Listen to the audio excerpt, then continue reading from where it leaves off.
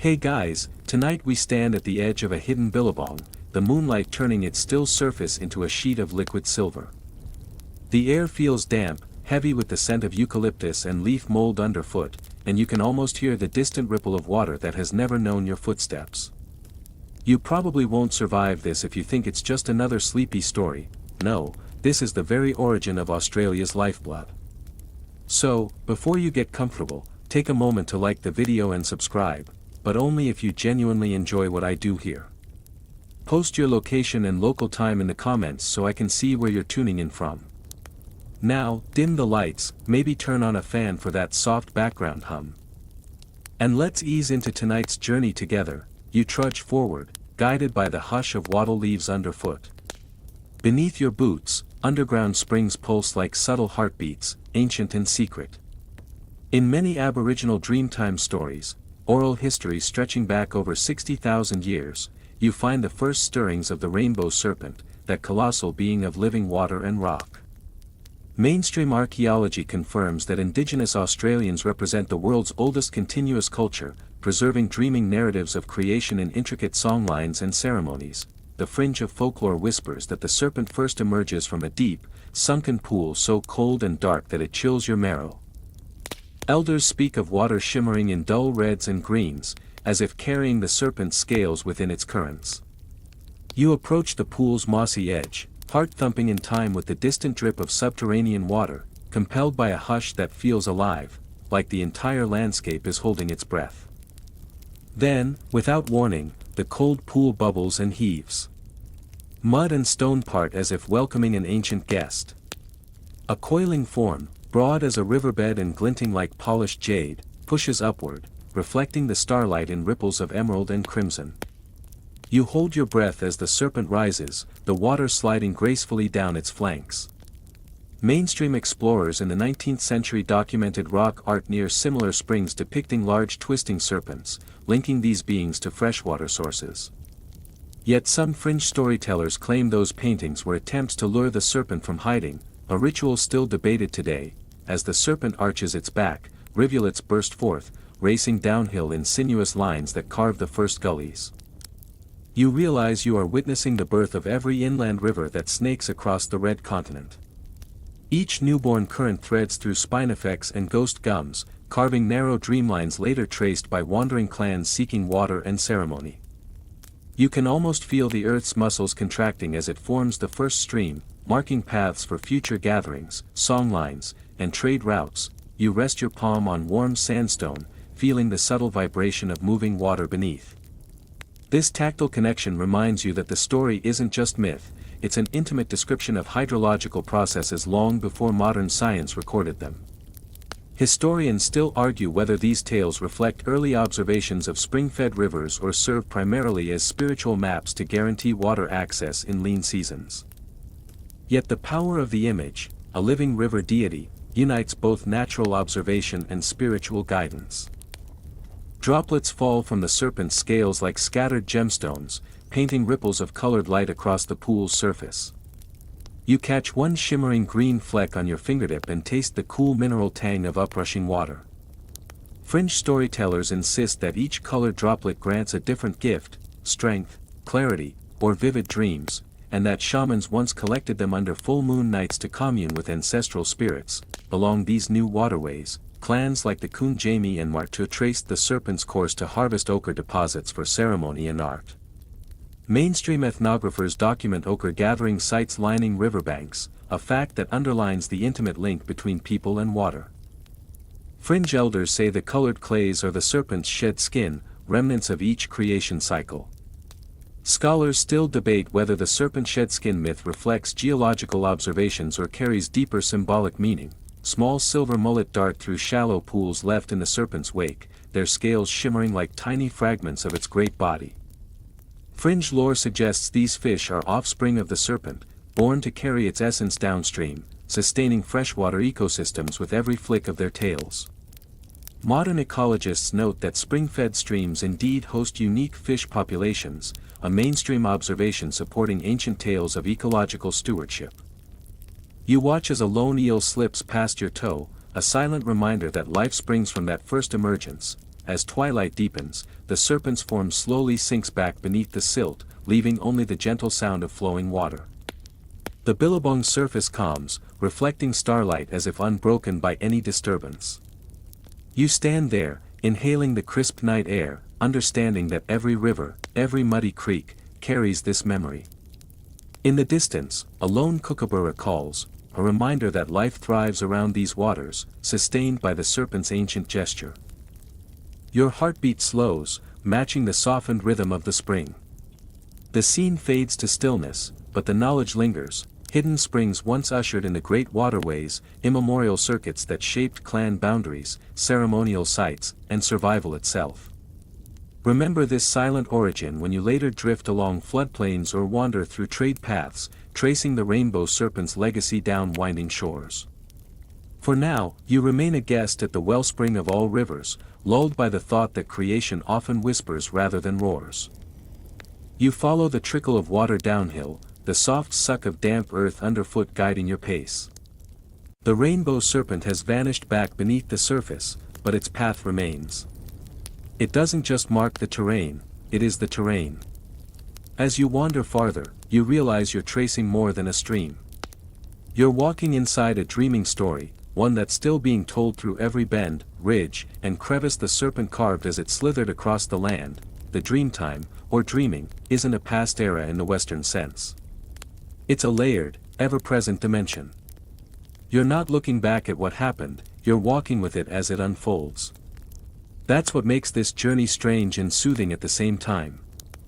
Here, time is more like soft clay, flexible, continuous, and shaped by sacred movement. The serpent moves not in straight lines but in winding, looping patterns. Every twist in the landscape, a gorge here, a U-shaped bend there, is a result of the serpent coiling and turning, burrowing and bursting through rock. You step between two tall cliffs that seem unnaturally smooth on one side, like something large slid past recently. And according to oral tradition, something did. Mainstream geologists have long confirmed that many of Australia's ancient riverbeds, especially in the outback, formed not from glacial movement but from sudden tectonic shifts and slow erosion, shaped over millennia by flooding and sediment drift. But Aboriginal dreaming tells it differently. The land was shaped deliberately by ancestral beings like the Rainbow Serpent, whose movements created hills, valleys, and entire ecosystems. The scientific and spiritual versions don't contradict each other so much as speak in different frequencies, one in measurements, the other in meaning. You pause at a curved ridge where the soil is tinged purple under the moonlight. This is the serpent's ribcage, say some elders. Others claim it's the imprint of its belly as it slithered over rock softened by song. Historians still argue whether dreaming stories evolved after people mapped the landscape, or whether the landscape itself was interpreted through dreaming to encode vital environmental knowledge. Either way, when you stand here in the hush, it feels like both things are true. A fringe tale drifts into your ears, one you nearly mistake for the rustling of leaves. It claims that each time the serpent turned its head, it released a new kind of plant. Wattles for shade. Spinifex for spears. Bush tomatoes, suspiciously spicy, for those who like their dreams with a kick. The scent of something peppery hits your nose, and you chuckle softly. Either the serpent is cooking, or a local lizard's been hoarding snacks again. You move through a natural corridor bordered by red rock, where the wind seems to hum just slightly off-key, like it's carrying a tune too ancient to remember properly.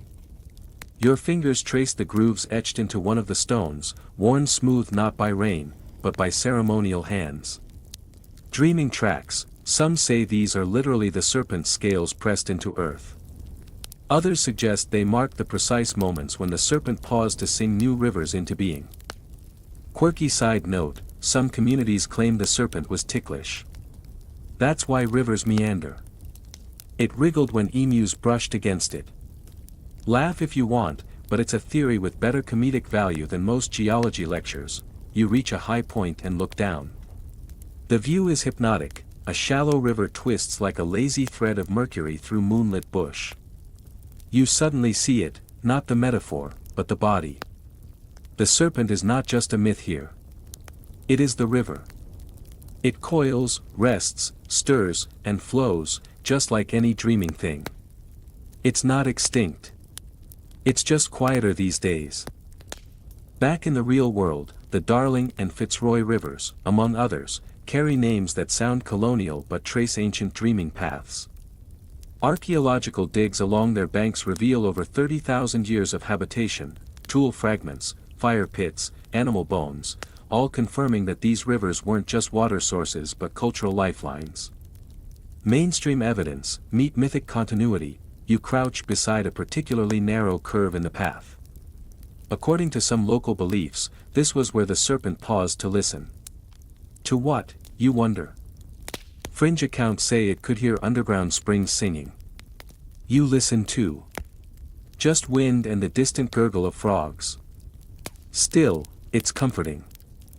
You think about how this winding movement of the serpent affects more than just rivers. Aboriginal song lines, paths sung across country by elders, mirror the same snaking forms. They're not straight. They don't need to be.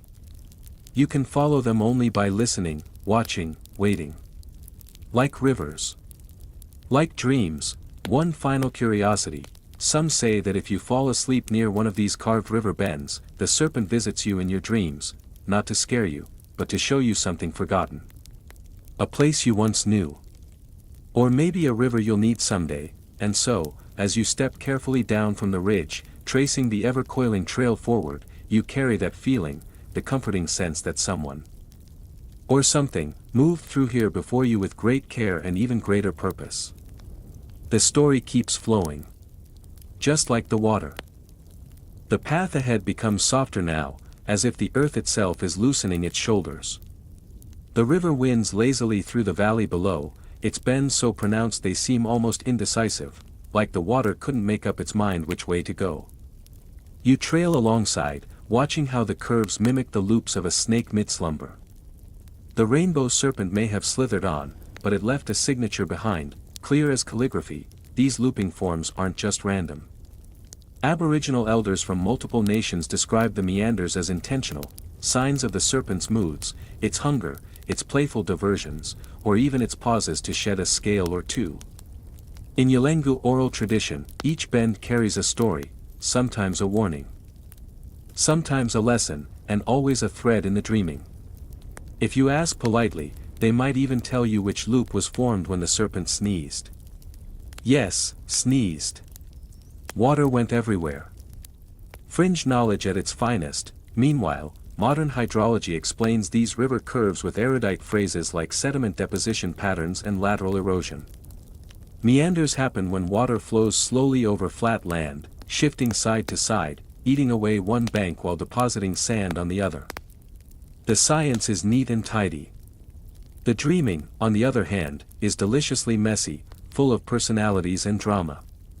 The river curves because a divine snake decided it would. And somehow, that version feels more honest.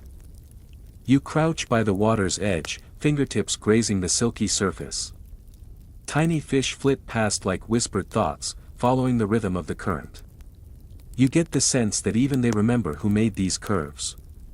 To them, this isn't just a stream, it's ancestral memory in motion. Up ahead, a tree leans out over the water, its gnarled roots gripping the outer bank. You notice how the inner bank is shallow, calm, and sandy, perfect for resting. The outer edge, where the river's force pushes hardest, is steep and worn. Mainstream archaeologists have found flint shards and ochre stones embedded in these eroded banks, likely the remnants of tools once used in riverside ceremonies or trade.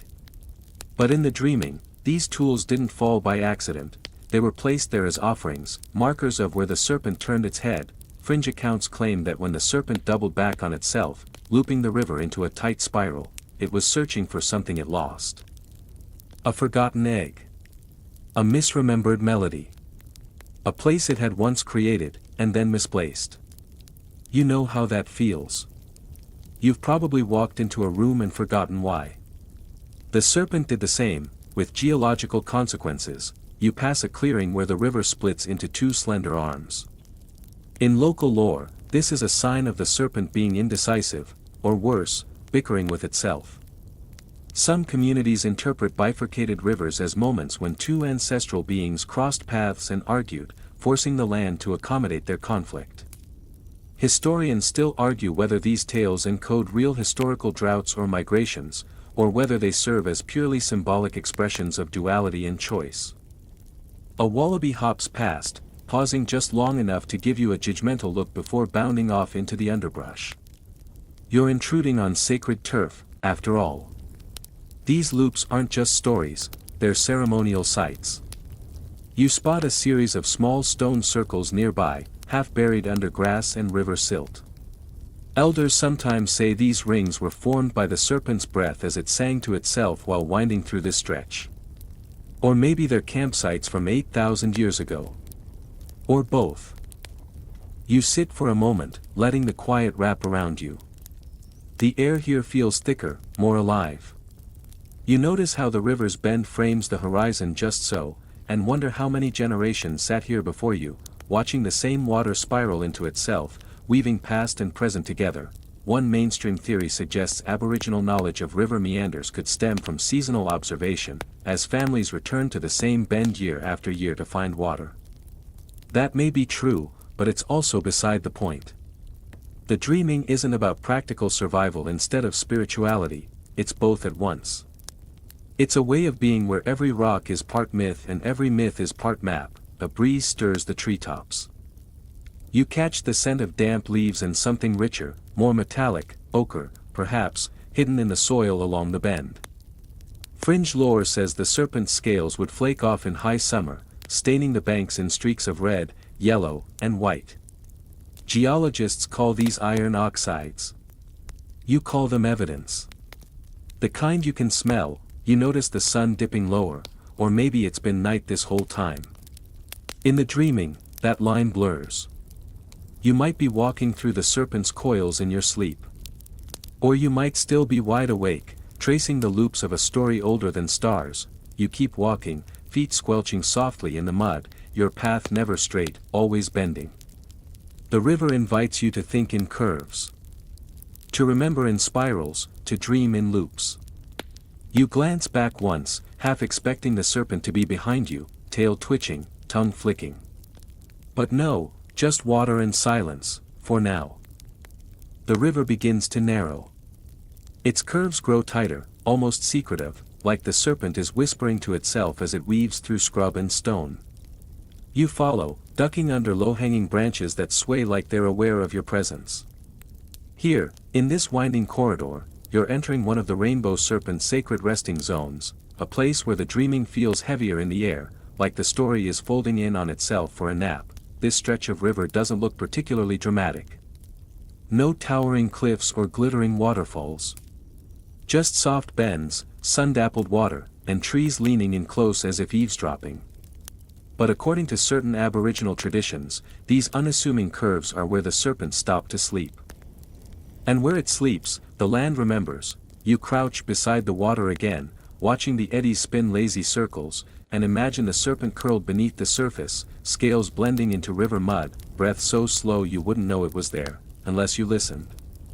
Elders sometimes say that if you sit still long enough in these places, you'll hear the serpent dreaming, not in words, but in the soft gurgle of water and the way birds fall silent at dusk. Mainstream researchers might smile politely at the idea, but then, they've also documented a curious pattern. Many of the most reliably fertile spots along Australia's ancient rivers coincide with places where dreaming stories say the serpent paused.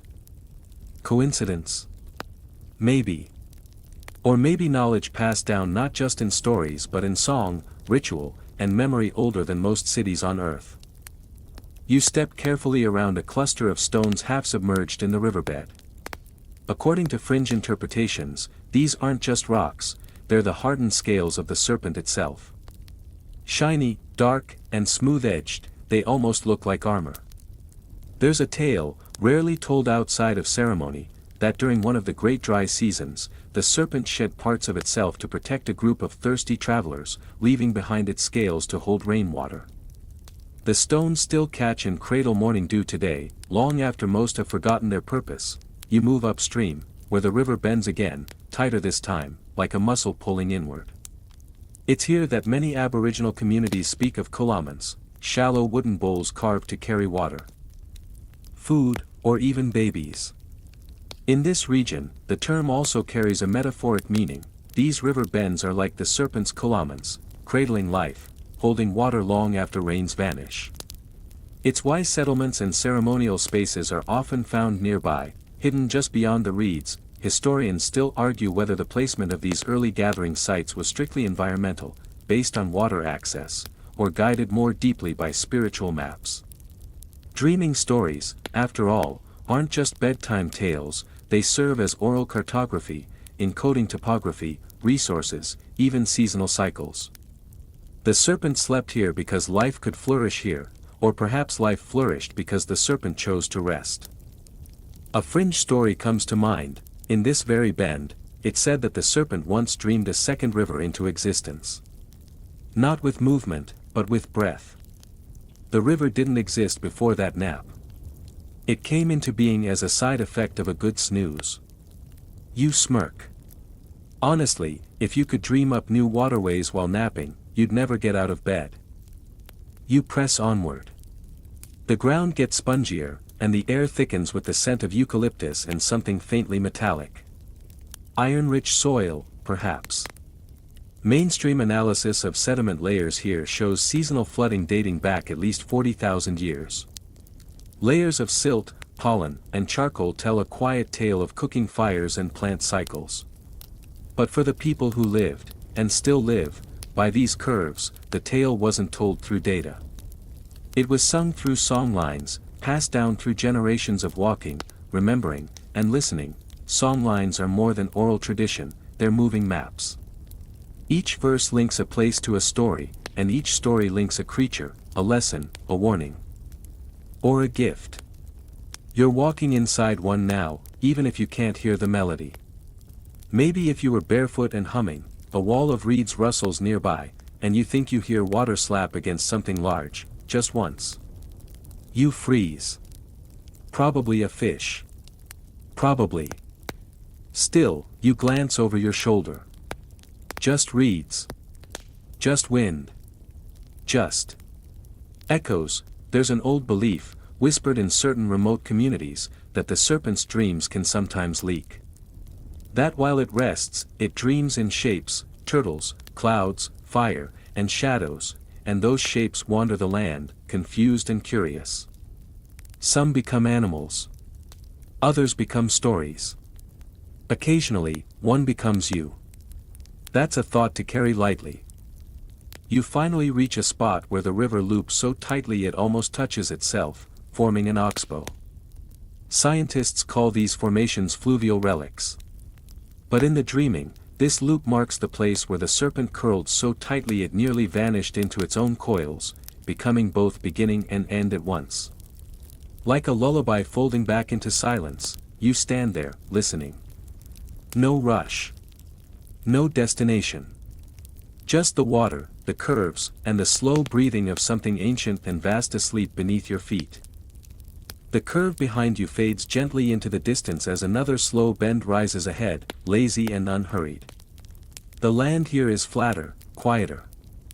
The trees don't seem to speak quite as loudly, as if even the birds are treading lightly. You follow the river's gentle arc, stepping over twisted roots and patches of mossy stone. The serpent may be sleeping, but it's dreaming with purpose. You begin to notice shapes, not the obvious ones, but patterns that emerge only when you squint or tilt your head a little. A long groove in the mud seems too smooth to be natural. A sequence of rocks forms what looks like a scale pattern. And near the base of a drooping tree, a curious patch of bark bears the faint impression of a snake's belly.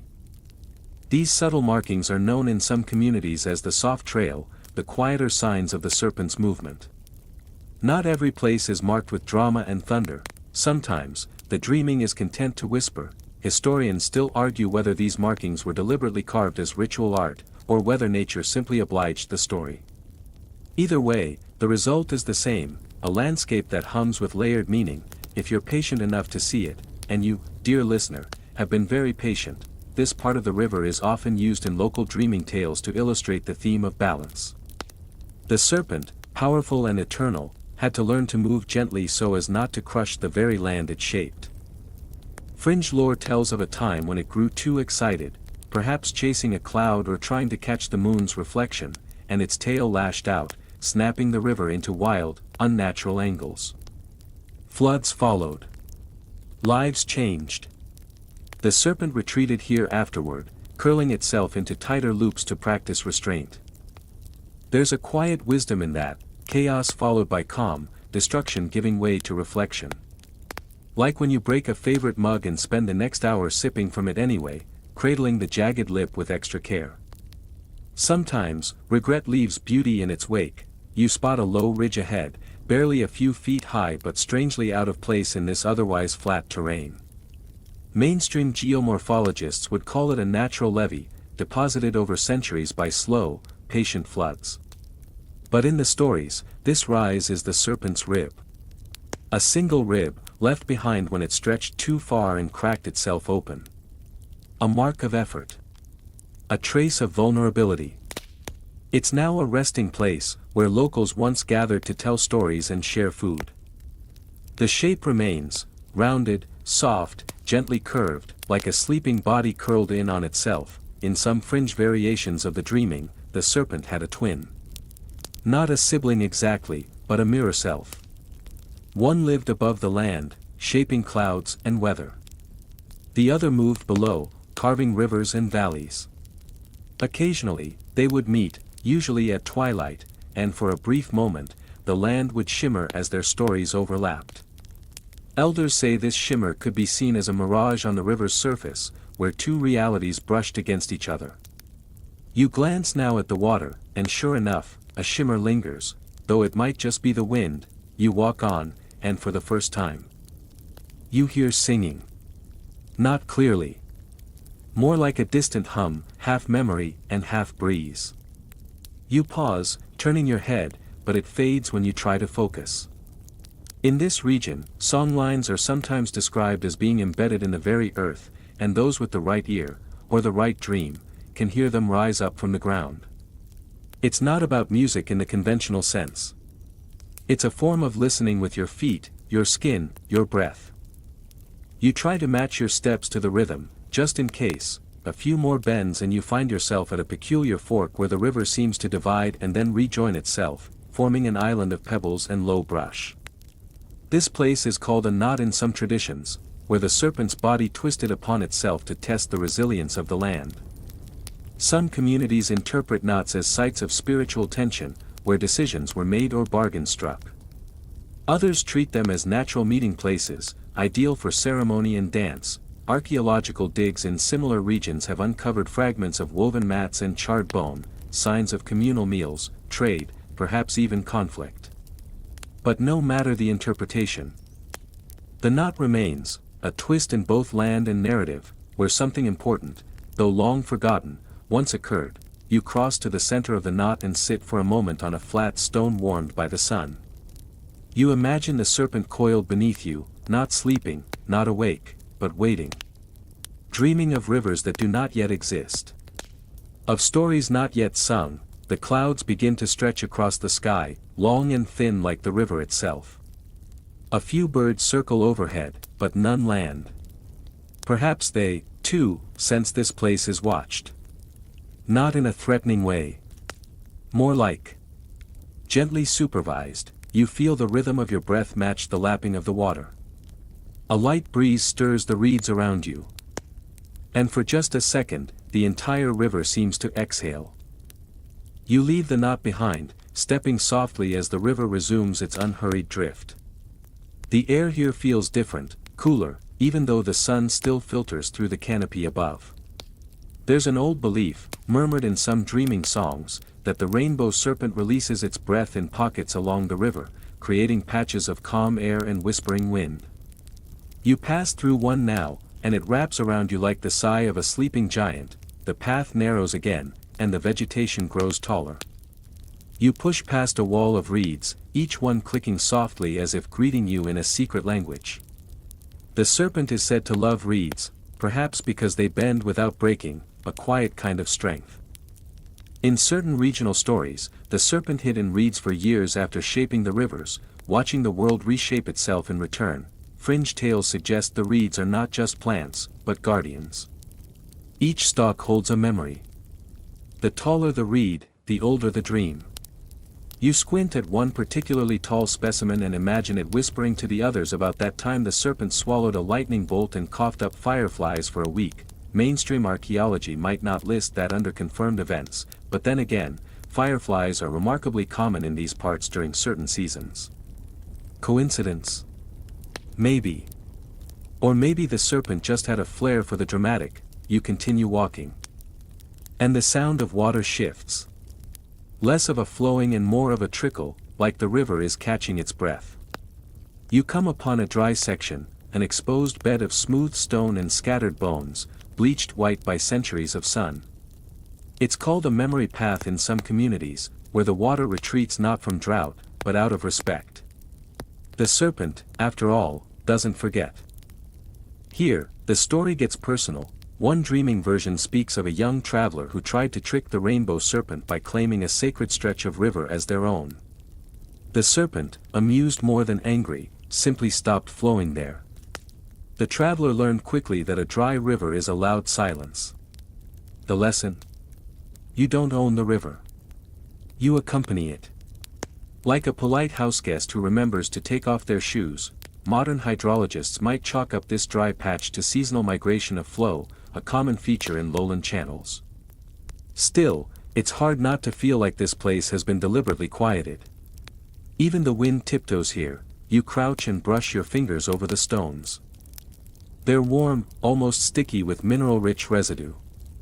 One stone looks like it's been carved into, though whether by hand, water, or time is anyone's guess. You trace the shape, a spiral, half buried under silt.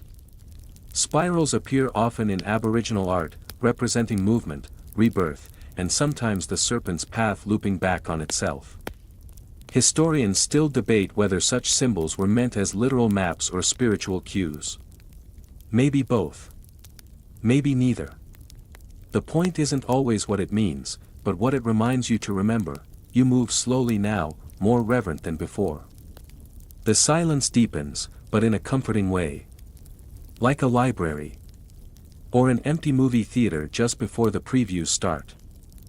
Another fringe story floats into your mind, this one older, less commonly told. In it, the Rainbow Serpent falls in love with a patch of sky, not the stars or the moon, but the blue itself. It tries to leap into the sky to live there forever, but each time it leaves the river, the land begins to crack. So it compromises. It loops back through the riverbeds, rising only as mist in the early mornings to kiss the air. That's why dew forms where it does, the story goes, because the serpent keeps trying. You reach the end of the dry bed and step back into the soft trickle of flowing water.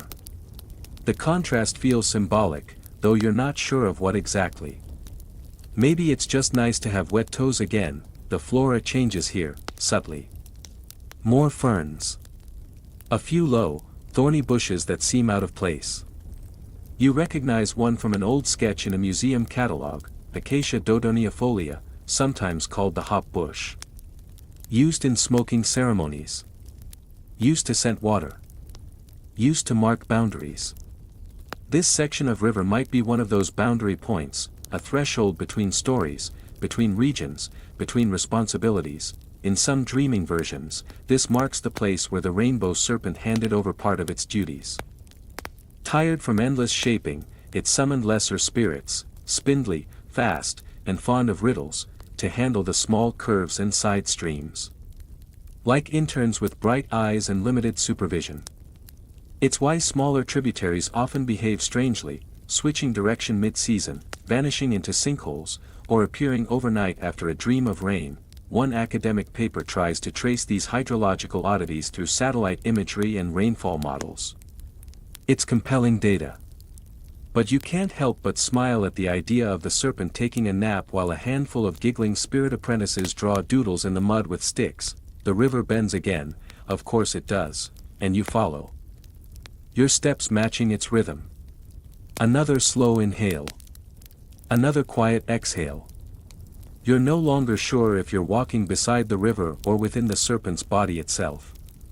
And maybe it doesn't matter. Either way, you're part of the dreaming now. You stretch your arms, feeling the warmth of the sun on your back as you round yet another lazy bend. The river here opens wide, shallow and glittering, like a yawn after a long nap. A breeze lifts a few strands of hair, and you pause to take it in. This is one of those moments where time feels both distant and strangely close, like you've stepped between centuries. In the lore passed down through this region, this widening of the river is no accident. It's the serpent's moment of indulgence. After a long stretch of focused carving, it allowed itself to stretch out luxuriously, basking in its own creation. Imagine the great body curling onto its side, half submerged, eyes closed. Sun warming each iridescent scale. That ripple in the water? Just a tail flick. Nothing to worry about, unless you're a fish. Mainstream historians have mapped several of these river widenings across the continent, noting that they often coincide with sites of long-term habitation. Where the water slows, life flourishes. Camps were set, stories shared, tools fashioned, ceremonies held. Some call it practicality. Others call it sacred alignment.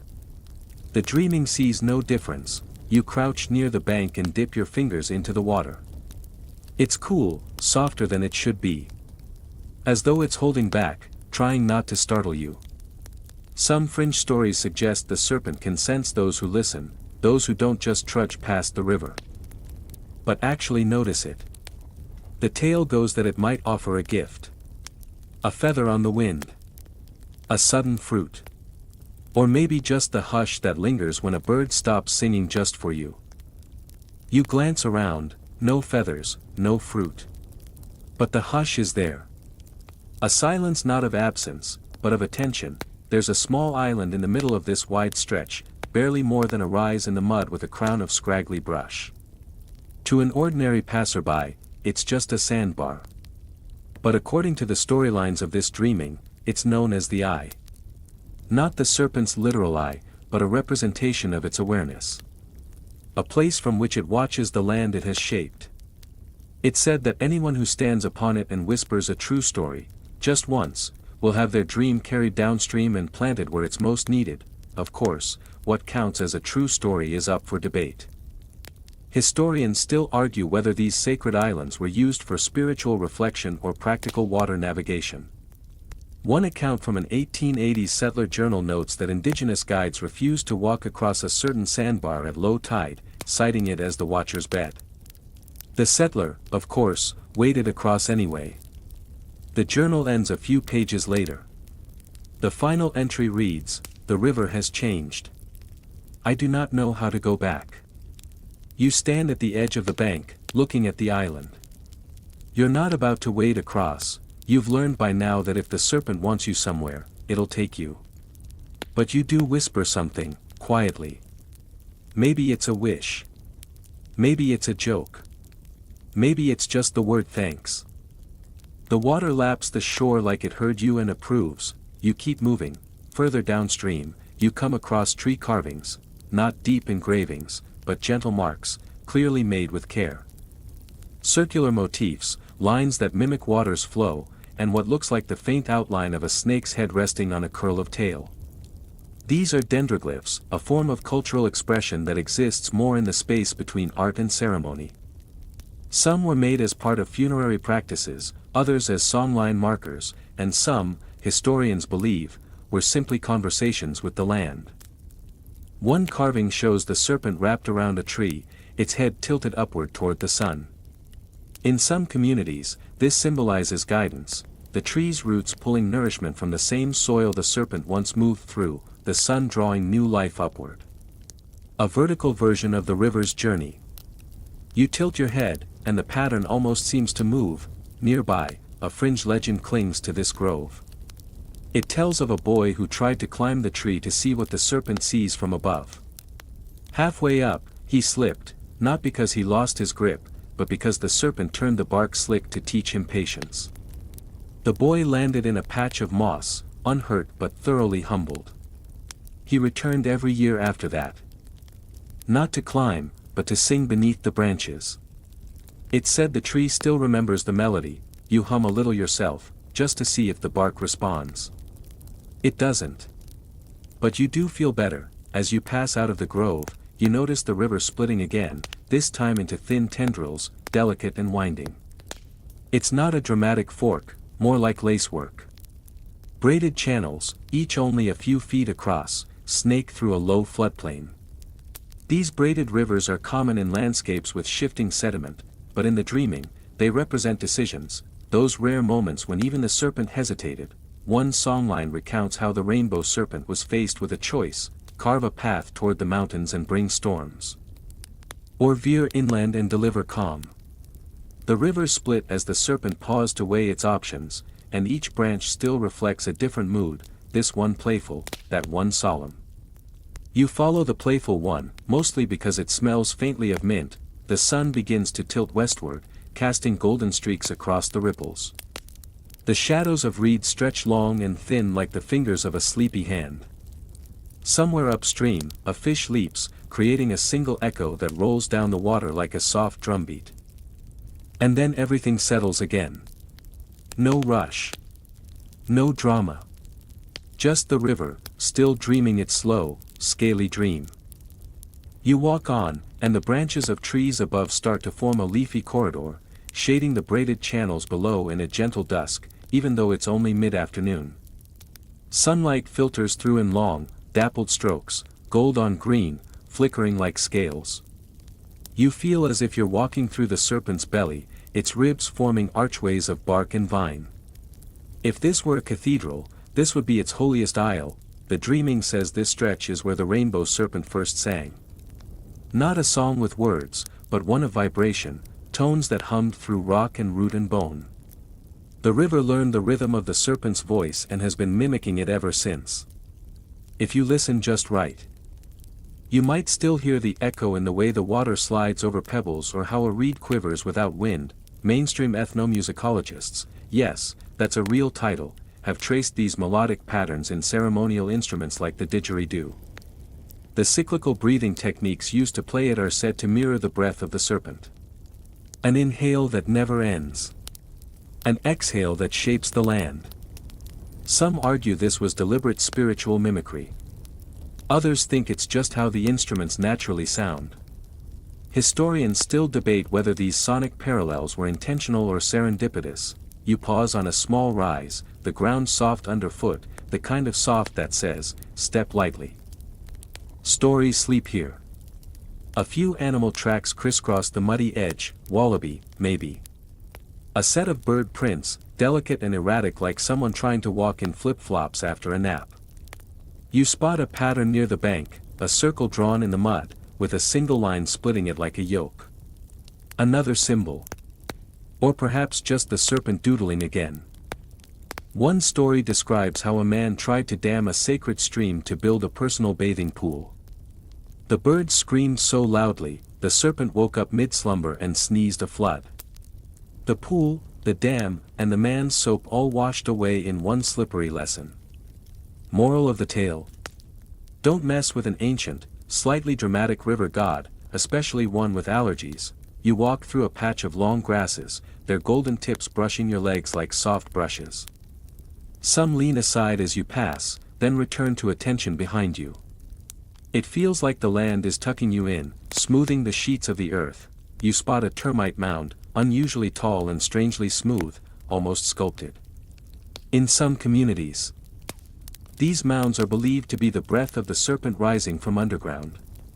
Like tiny chimneys for its dreaming thoughts. Scientists will explain the engineering marvel of termite ventilation, of course, but who's to say both aren't true? Maybe termites are just helping the serpent cool off. You glance at the mound and give a respectful nod. Just in case, ahead, the trees part slightly to reveal an open stretch where the river once surged but now trickles. These are the forgotten paths, the old arteries the serpent once flowed through before shifting moods or getting distracted. Some Aboriginal maps mark these ghost rivers, ancient beds now dry but still resonating with story. You walk beside one, and it feels strangely alive beneath your feet, like walking on the spine of a giant in its sleep. Hydrologists call these paleochannels. They chart them with LiDAR and soil probes. But here, among whispering grasses and the smell of distant eucalyptus, it's not a palea anything. It's a memory vein. Still humming. Still sacred, the sun dips lower. Shadows stretch farther. A kookaburra laughs from somewhere overhead, its chuckle bouncing off the rocks in a way that feels suspiciously knowing. You smile, because of course the serpent would have a sense of humor. The next curve reveals something new, red ochre stains on a flat rock shelf, half submerged. Not art exactly, more like someone spilled pigment deliberately. These are often overlooked in the rush to photograph dramatic cave paintings, but some of the oldest Aboriginal art exists in simple forms like this. A gesture of color. A smear of memory. A whisper, we were here. There's a fringe tale that says the Rainbow Serpent accidentally invented ochre art while trying to paint the sky. Frustrated that the clouds kept moving, it flung its paint across the rocks and stormed off. From its tantrum came beauty. You sit by the stained stone, letting your fingers trail through the water. It's the perfect temperature, not cold, not warm, just aware. There's a theory, shared only in murmurs, that the Rainbow Serpent doesn't just shape rivers. It remembers them. That it holds each bend, each spring, each drought in its great coiled mind. That when you step into the water, even ankle deep, it briefly knows your name, not the name on your license or in your inbox. The one made of your smallest kindness and your sharpest memory. The one made of how you laugh when you think no one's listening. You feel the current gently tugging at your fingers, as if to say, come on, dreamer. Keep up. You rise again, walking slowly. The land flattens, but only slightly, and the sky seems wider now. You notice more birds overhead, cockatoos, maybe, chattering like gossiping old ladies. In the dreaming, these birds were once river watchers, placed by the serpent to report on those who respected the water and those who did not. The loudest birds, it turns out, were the best at tattling. You rub your eyes, just a little. The kind of rub that blurs the edges of the world for a moment and makes everything shimmer like a watercolor painting left out in the rain. And in that softened light, you notice something just ahead, a bend in the river that's too perfect. Too deliberate. The curve is too round, the flow too slow. Like the serpent paused mid-ride to admire its handiwork, this is what the elders sometimes call a story pool. Not a swimming hole exactly, though you could definitely take a dip here if you didn't mind sharing space with a suspiciously still-looking eel, but a place where water holds memory. The tale goes that the Rainbow Serpent didn't just shape rivers with its body, it exhaled moments into the pools. Dreams, warnings, lullabies, and occasionally the recipe for a particularly good fish stew. You crouch at the edge, peering down into the dark green water. It's glassy, like a mirror, but it doesn't reflect your face. Instead, you swear, just for a flicker, you see a woman in ceremonial paint balancing a kulaman on her head, humming as she steps across the rocks. She looks right past you. And then the image vanishes, replaced by nothing more than your own sleepy face. Hydrologists and anthropologists alike have documented certain pools as acoustic mirrors, places where sound carries strangely far or appears to originate from somewhere it shouldn't. Fringe researchers, usually the ones with badly photocopied newsletters, suggest these are ley lines. Or the Earth's chakra points. Historians still argue whether these phenomena are evidence of ancient engineering, simple coincidence, or proof that rivers can dream too. You're leaning a little too close now. A frog croaks nearby and startles you upright with the kind of startle that feels like someone just poked your third eye with a twig. The frog stares at you. You stare back. Somewhere in your gut, you feel the message, don't fall in unless you're ready to remember everything. You wave a little apology and move on.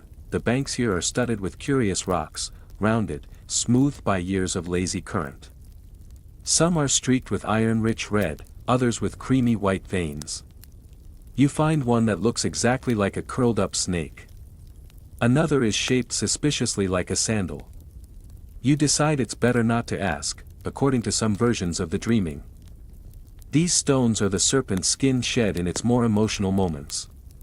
Times of transformation, of sorrow, or sheer aesthetic boredom. When it was done weaving a valley, it'd leave behind a piece of itself as a sort of souvenir.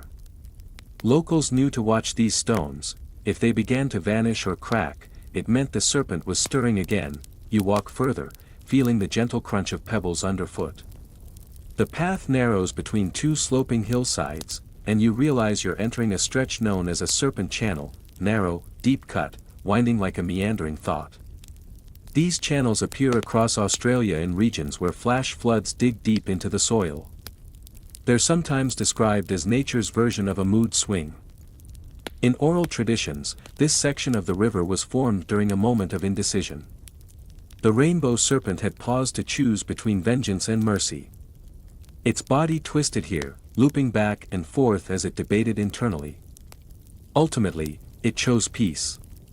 The land carries the shape of that restraint, you feel it too. A kind of suspended calm. Like something could happen, but won't. Like the whole world is holding its breath politely.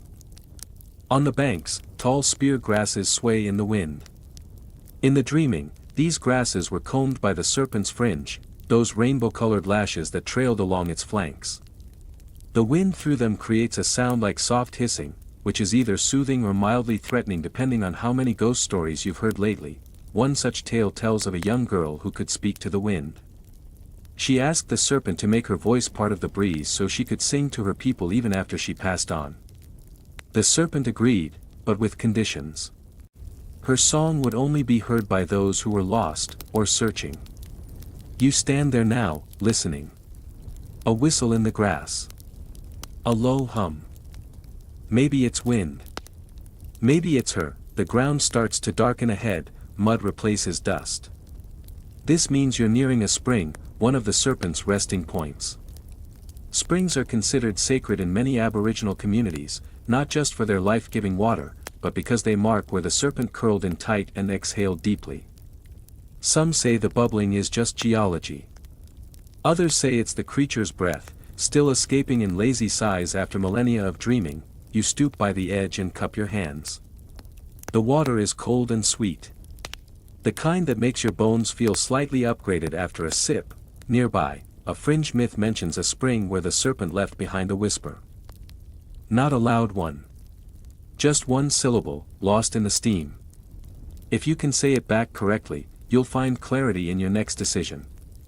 So of course, you try it, muttering something vaguely vowel-heavy under your breath. Nothing happens. But the magpie in the tree above you does laugh. Or maybe it's coughing. You give it a skeptical glance and move on.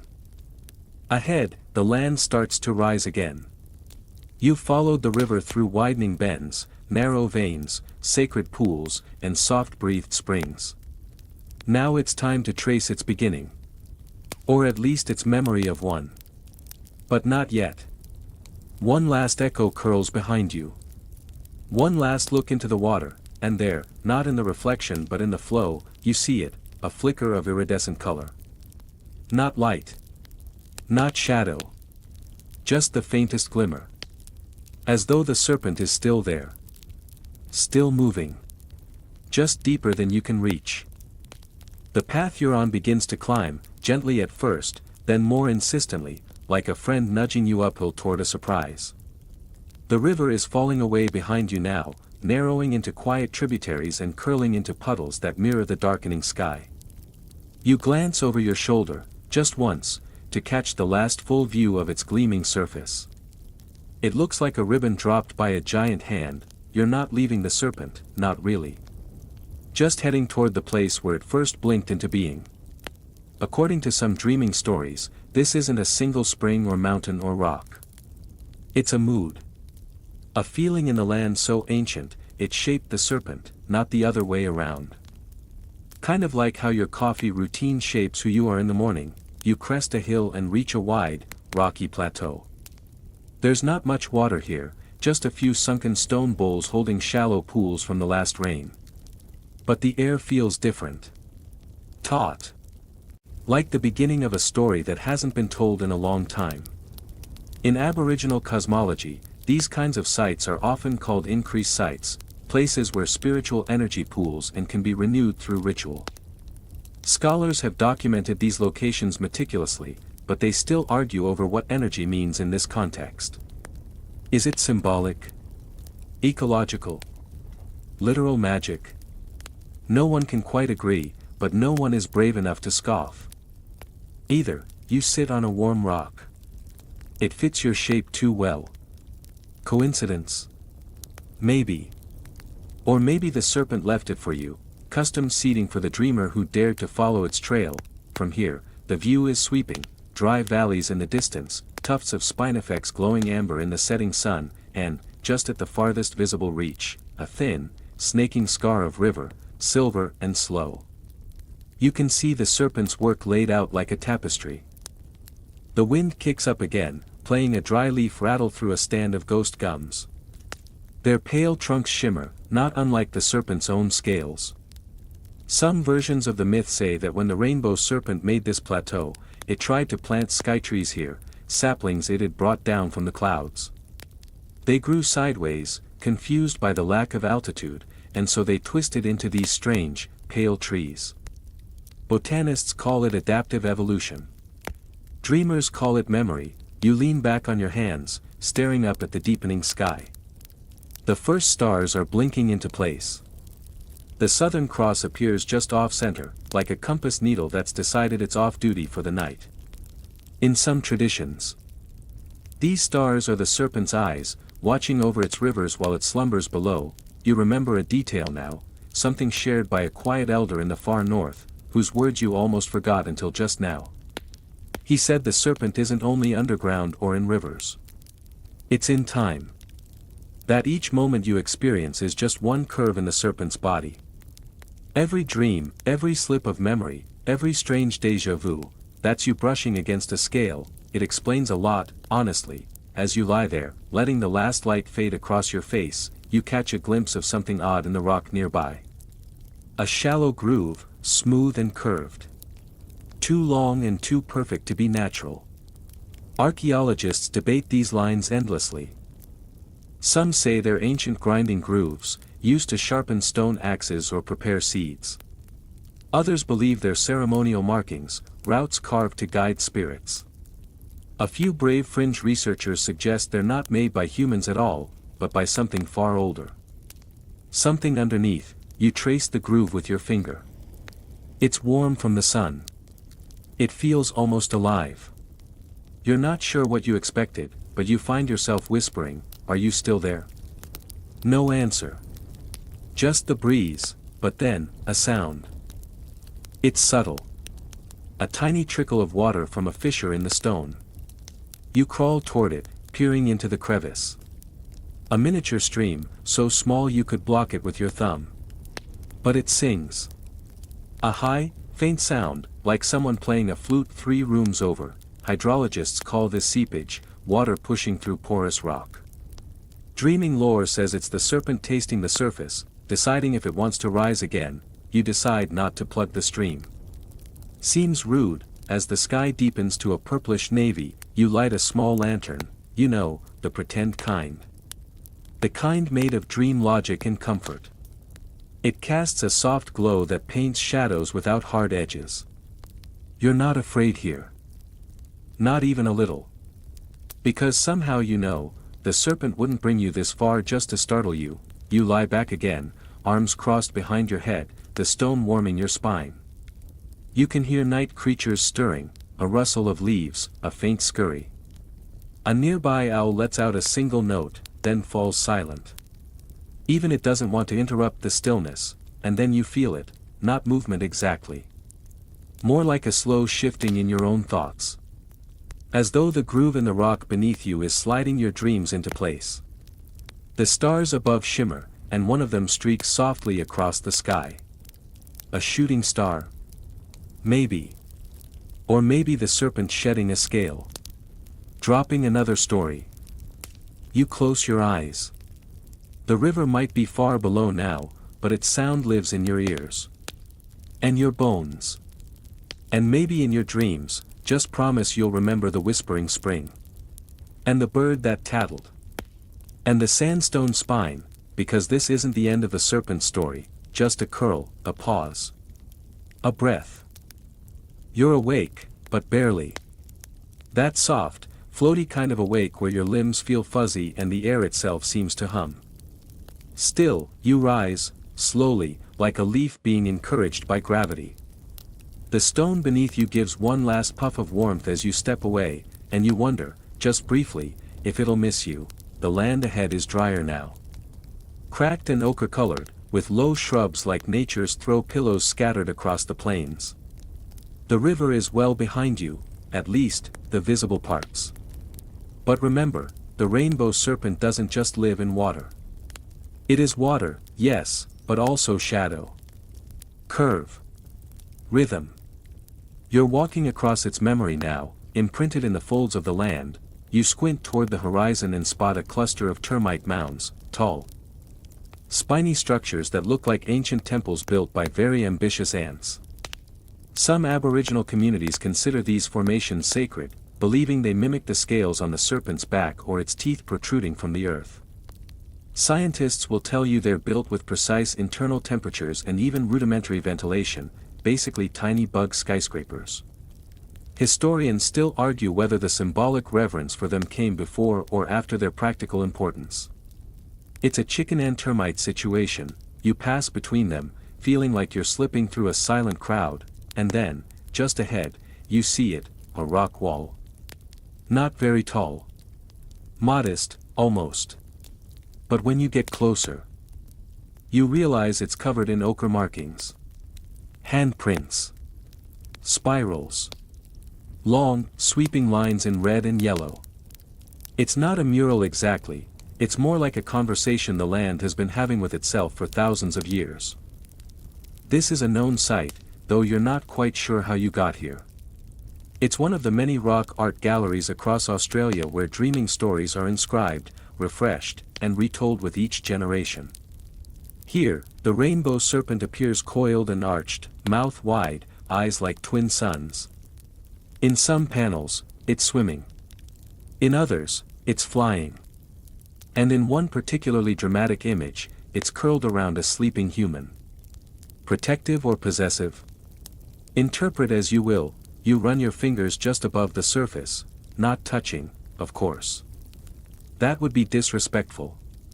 But close enough to feel the residual heat from 1,000 sunsets. You're not alone in this reverence. Art historians and archaeologists have mapped hundreds of these sites, but still disagree on the meaning behind certain motifs.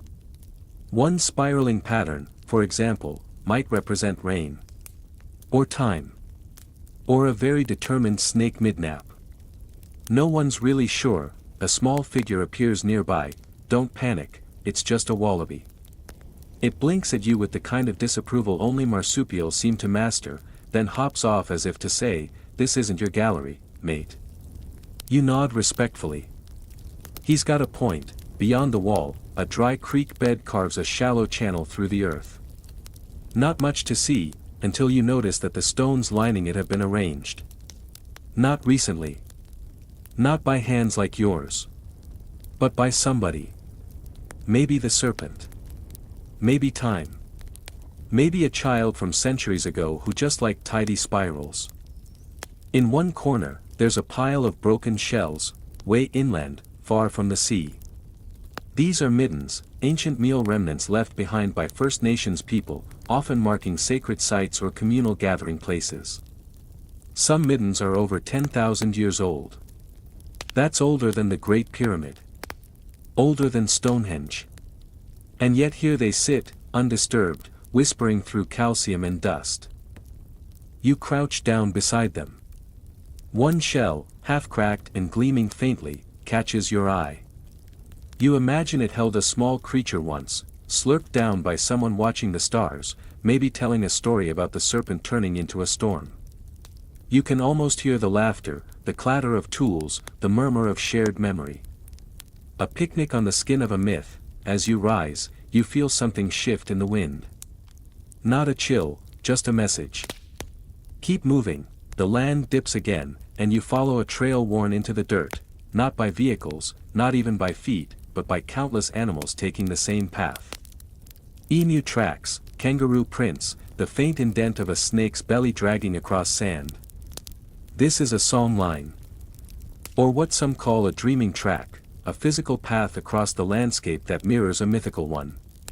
In Aboriginal belief, these paths were created by ancestral beings during the dreaming, and they're still used today to navigate, remember, and connect. The songs and stories linked to these tracks contain geographic details, landmarks, water sources, dangers, encoded in verse. It's GPS, but you have to sing it, you try humming as you walk. No words, just tone. The wind picks it up, maybe carries it forward.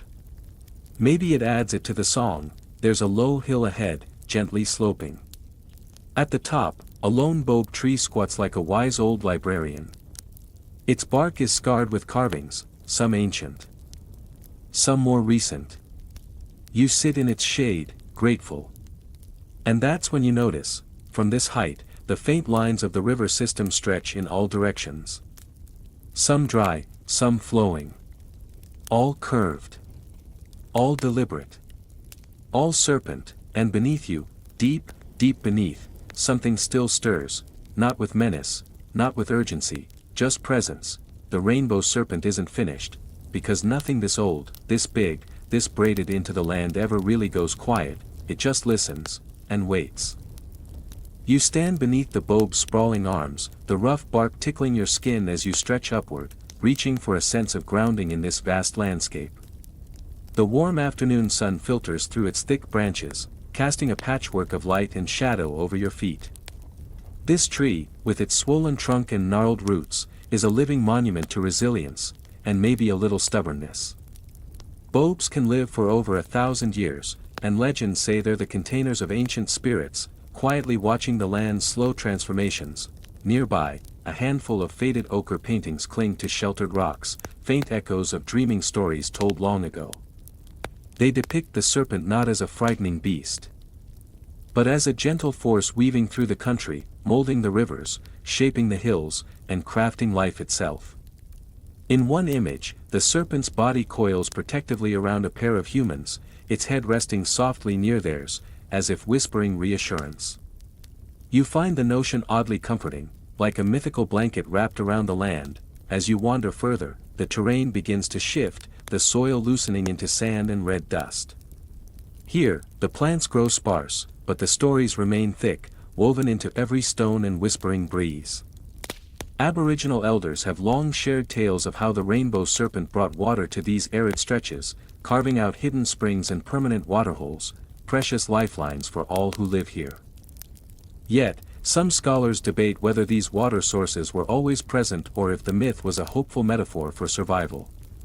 You decide it's both, because survival itself is often part magic and part necessity. A gentle breeze stirs the spinifex grasses, their needle-like leaves rustling softly like the pages of an ancient book being turned. You pause to listen, imagining that these natural murmurs are the serpent's song, carried across time and space, inviting you to remember the land's original shape before roads, fences, and cities. Suddenly, a small, curious creature darts out, a parenti lizard, Australia's largest monitor, with scales shimmering in the late sun. It pauses, eyeing you with slow interest before disappearing into a crevice. Some Aboriginal groups consider the parenti a totem animal, a messenger between humans and the dreaming. Historians still argue about the extent to which these spiritual relationships influence daily life and survival strategies. But they undeniably form a rich tapestry of belief and respect. You reach a clearing where the earth is cracked, revealing veins of pale quartz glittering beneath the surface. Here, the rainbow serpent is said to have rested, its body sinking deep to slumber beneath the land. The ground hums faintly underfoot, a subtle vibration you almost imagine. Could this be the land itself breathing? Or simply your imagination weaving dreams from dust? You sit quietly, letting the stillness settle around you. In this moment, the past feels alive, not distant. The ancient stories mingle with the present wind, wrapping you gently in their embrace, and as the sun dips lower, painting the sky in hues of gold and rose. You realize the serpent's path isn't just about rivers or rocks. It's about connection, between earth, water, sky, and story, it's about remembering, and resting, like you will, soon. The evening air grows cooler, carrying the scent of eucalyptus and the faint sweetness of flowering wattles. You follow a narrow track winding between scattered rocks and low bushes, feeling the soft crunch of dry leaves underfoot. The landscape seems to breathe with a quiet pulse, as if the land itself is settling down for the night. Somewhere, a kookaburra lets out its sleepy laugh, a gentle reminder that even the wild have their bedtime rituals. Ahead, you come across a shallow pool, its surface glassy and still, perfectly reflecting the twilight sky. This is one of the many soaks the serpent is said to have created, secret waterholes tucked away from prying eyes, sustaining life through dry seasons. Aboriginal people regard these as sacred places, often surrounded by stories and songs that protect their secrecy. Some anthropologists suggest these sites were also social hubs, gathering places for sharing news, ceremony, and laughter. Historians still debate whether the rituals associated with these waterholes were more spiritual or practical, but perhaps the two were inseparable. You sit by the pool's edge, dipping your fingers into the cool water, watching ripples spread out like whispers. Nearby, tiny insects flicker in the fading light, their delicate wings catching the last glimmers of the day. A wallaby steps cautiously closer, its nose twitching as it surveys you, then relaxes and settles down among the grasses. You imagine the serpent watching from below, its presence felt in every gentle movement. As darkness deepens, stars begin to emerge, one by one, like scattered diamonds on black velvet. The Milky Way stretches overhead, a luminous river mirroring the waterways carved by the serpent itself. In some Aboriginal traditions, the Milky Way is called the Rainbow Serpent Celestial Trail, a cosmic counterpart to the earthly rivers. The connection between sky and land is central to dreaming stories, reminder that everything is linked in a vast, unfolding web. You lean back against a smooth stone, letting the coolness seep into your skin. The night sounds surround you, a chorus of frogs, the soft rustle of leaves, distant calls of nocturnal birds. It's a symphony of calm, a lullaby woven by nature. You think back to the countless generations who have walked these paths, told these stories, and cared for this land. Their voices echo softly through time, carried on the wind like the serpent's song. You realize that by listening, you become part of that chain, a guardian of memory, a keeper of dreams. Your eyelids grow heavy, the steady rhythm of the night pulling you closer to sleep. You picture the rainbow serpent resting beneath the earth, coiled and content, its breath the slow current beneath your dreams, and as you drift off, you carry with you the gentle wisdom of the land, ancient, enduring, and quietly magnificent.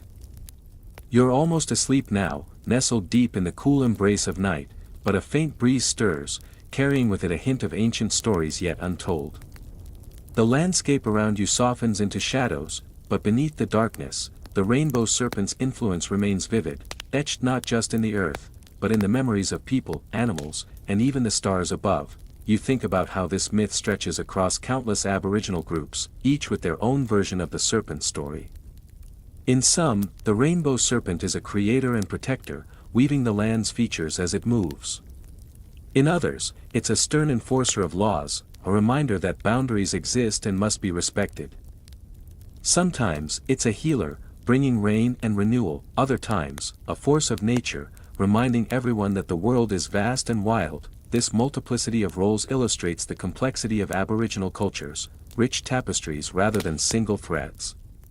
Historians and anthropologists still discuss the extent to which these stories shaped social norms or environmental stewardship. Was the serpent's role more spiritual or practical? Probably both. And perhaps that's the point. You imagine the serpent winding its way through the night, invisible but ever present. Its shimmering body ripples beneath the surface of rivers, glides beneath moonlit skies, and whispers in the rustling leaves. Each bend in the river, each shadow on the hill, holds a piece of its journey. The land remembers, even when people forget. Nearby, the call of a nightjar echoes, a haunting and beautiful sound that seems to answer the serpent's silent song. You think about how stories like these remind us that humans are part of a larger story, a story that spans time, place, and imagination. You feel the weight of that connection settle gently over you, like a soft blanket. The steady pulse of the earth beneath you, the cool night air on your skin, and the endless sky above create a perfect cradle for your drifting mind. Soon, your breathing slows, your thoughts soften, and the Rainbow Serpent's ancient song carries you deeper into rest. You awaken to a softer dawn, rosy light filtering through paperbark limbs overhead. The land feels familiar now, the serpent's coils echo in every swell and hollow. But this morning, you're not alone. All around you, signs of contemporary dreaming pulse with new life, murals splashed across town walls, installations in galleries, performances staged at riverbanks. The Rainbow Serpent myth hasn't slept, it simply evolved. In major Australian cities like Cairns and Darwin, urban street artists have painted massive serpent images winding along murals, celebrating First Nations culture and drawing global attention. These public artworks often coincide with NAIDOC Week, an annual event recognizing Indigenous achievements since 1920. Mainstream cultural surveys show that such festivals draw tens of thousands of visitors, underscoring how living traditions adapt in modern contexts, but it isn't only large-scale events. In remote communities, youth groups gather around campfires to record their own dreaming stories on handheld devices.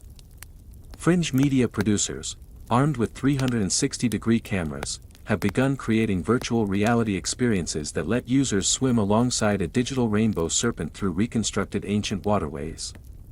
You slip on a VR headset, and suddenly you're diving through swirling rainbow light, watching schools of barramundi flash beneath a glowing, undulating form. It's enchanting, though some elders worry about distortion, blending sacred lore with flashy tech. Historians still argue whether these digital interpretations honor or trivialize dreaming narratives. Meanwhile, scholars debate the ethics of commercialization. Some academic papers highlight collaborations between indigenous custodians and anthropologists to ensure respectful representation, while others warn of cultural appropriation when myths are turned into tourist spectacles. You recall that judgmental wallaby, surely it would frown on serpent-themed souvenirs sold at gift shops. Yet many communities wisely manage cultural tourism, offering guided dreaming walks where elders share stories and songs for small fees that fund local schools and health clinics. In universities, interdisciplinary research teams analyze songlines with GIS mapping, comparing ancient oral maps against satellite data. Their work reveals that many modern roads and property boundaries align, sometimes eerily so, with ancestral dreaming tracks. Fringe theorists suggest this alignment hints at a hidden topography beneath the surface, a living memory encoded in cadastral lines. Historians still argue whether these overlaps are deliberate acts of land management or inadvertent echoes of pre-colonial routes. You visit a contemporary art center where a sculptor has fashioned a serpentine bench from recycled timber and steel, each plank inscribed with snippets of dreaming verse in multiple languages. Visitors lounge on the bench, reading the text and feeling the grain beneath their fingers, an invitation to touch myth. Nearby, traditional dancers perform a rain ceremonial choreography, wrists flicking like water splashes, feet tapping in rhythm with clapsticks, voices rising in harmonies learned from grandparents and echoing through modern PA systems. The contrast of ancient rhythms against urban skyscrapers makes your chest tighten with wonder. Then there's the annual Serpent's Wake Eco-Festival held on country land, workshops on sustainable water management, weaving circles teaching basketry from river reeds, and evening gatherings around billabongs where drumbeats echo ancient pulse.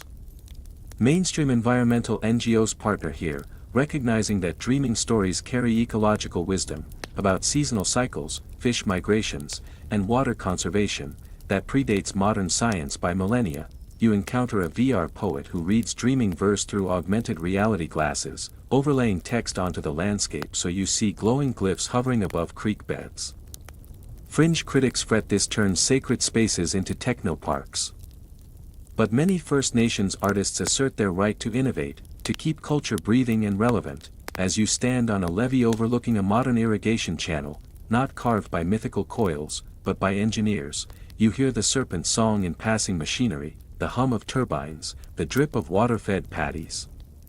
The dreaming has found a way into the hum of contemporary life, and so, as you prepare to leave this place, you understand that the Rainbow Serpent's legacy isn't fossilized in stones or confined to old paintings. It flows in murals, dances, VR worlds, academic debates, and eco-initiatives. It's alive in every voice that remembers to speak land back into being. The first light of morning brushes softly against your eyelids, coaxing you into a tranquil wakefulness. The air carries a gentle warmth, like the faint exhale of the Rainbow Serpent itself, resting just beneath the surface of your dreams. You feel the earth's pulse slowing, each breath you take syncing with the land's ancient rhythm. Small insects stir in the undergrowth, their movement barely registering against the hush of rising mist. A single bird calls from a distant eucalyptus, its note stretched into silence before it even ends. Here in this lingering half-light, you sense a kindness in the world, a promise that stories never truly end, they simply shift shapes. The modern murals. The VR visions, the digital whispers, they're all threads woven into the same tapestry the serpent once braided across the land. You carry these threads with you now, each one a soft reminder of connection, between sky and soil, past and present, myth and reality. Your muscles unclench. The weight of the journey lifts from your shoulders, leaving only the gentle warmth where tension once lived. You allow your thoughts to drift, untethered, like leaves on a slow-moving stream. Perhaps tomorrow you'll recall a verse from a songline or glimpse the arc of a painted serpent's head in a city alley. Maybe you'll feel the memory of water humming beneath your feet as you walk on pavement. Let the serpent's breath settle in your bones and mind, a quiet echo of creation that persists through every turn and every pause. Rest now in this soft exhale, this ending that feels more like a lullaby than a farewell. Close your eyes, gentle traveler, and let the land's slow dream carry you into sleep.